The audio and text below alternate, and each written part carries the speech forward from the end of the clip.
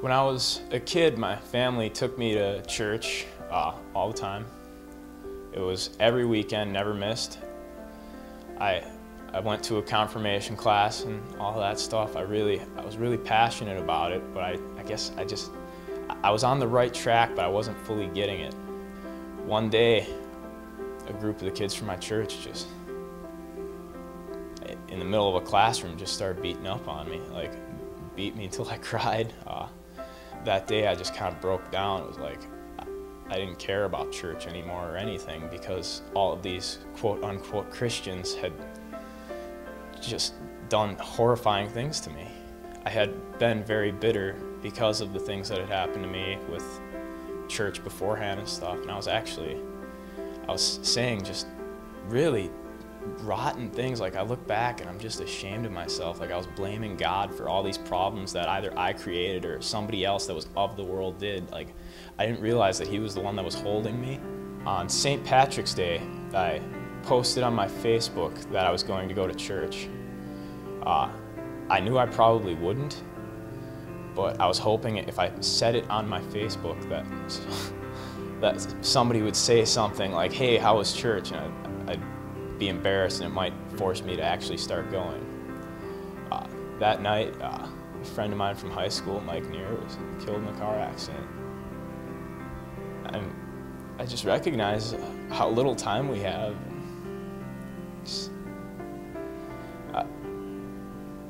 I knew what a strong Christian he was, and it's just, I realized that I couldn't just hold something off, that I couldn't look at God and be like, maybe tomorrow, because it was the people from church who had betrayed me. I mean, I really didn't want to do anything with organized religion. I didn't want to go into a place where people were judging me or people were just hating on me for being who I was. It was, especially, I mean, with how far gone I was from the faith, I was really nervous to come in and just see all these people. Like, the place that I went, it was like, I mean, Easter and Christmas, we'd get a lot of people coming in, and everybody that was a regular person there just hated those people because they took up their regular seats.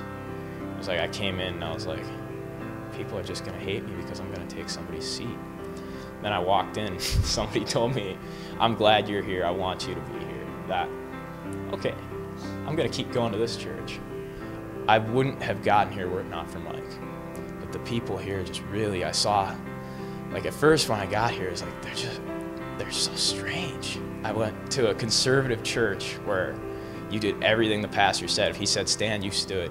If he said sit, you sit. And then I see people with their hands raised and just, whoa, this isn't religion. This is something completely different.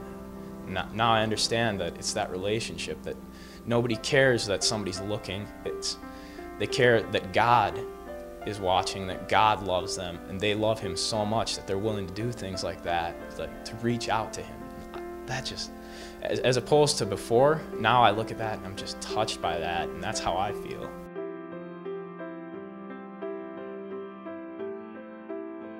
Started reading the Bible in April. I am this close to finished.